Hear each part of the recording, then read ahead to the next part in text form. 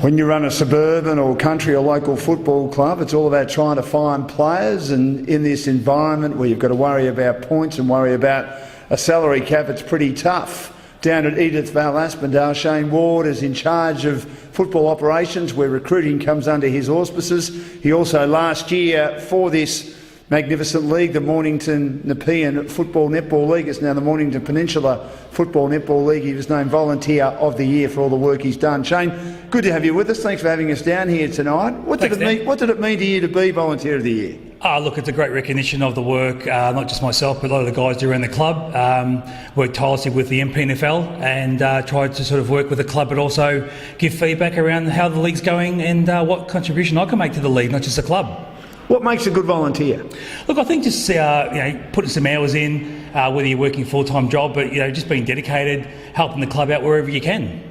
Do you think we have enough volunteers in local footy, or do you think that's an area that needs to be improved? Look, I think it's definitely an area. We have lots of spectators and committee members who come down, so I think if we can get some more down there, it really helps the club be successful during the year. Do you think there are some too that don't give you the impression that they're sick and tired of volunteering all the time, doing all the jobs, don't like people encroaching on their turf though when others say, we're happy to help you out if you want a bit of a chop out, if you know what I mean? Yeah, I think when you get through the year, you sort of get through 6 months of it and all of a sudden you realise you just can't do it by yourself, so it's really important sometimes to sort of, someone wants to put their hand up, get them involved, get the support, because it is a long year, it's a tough year, so the more people we get down there, the easier it makes with sort of everyone around the club. I mentioned earlier that recruiting is a big part of what you do in football operations, but there are other aspects too, aren't there?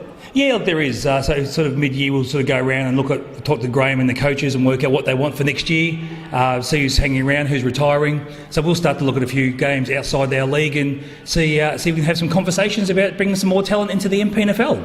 How hard has it been to juggle the point system and to juggle the salary cap? And is it a good thing not only for this competition but for local footy, country footy, suburban footy in general?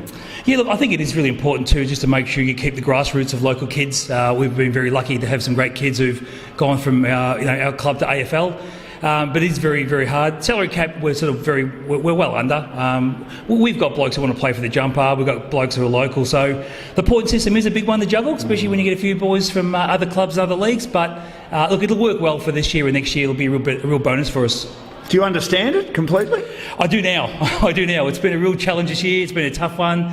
But for myself, look, I've enjoyed the learning. So it hasn't turned our way, unfortunately. But for me, I really enjoyed the learning, and it'll just make me bigger and better next year.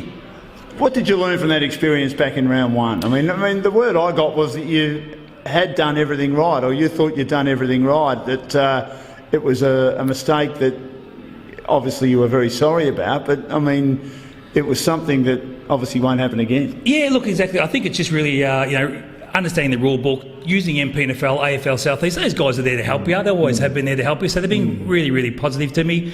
And I think it's really just doing your due diligence, just really understanding the players and doing some background checks. I think that's really important. Our learning is do the background checks. Don't just talk to the players, but talk to the clubs where they've come from and get as much information. Really important.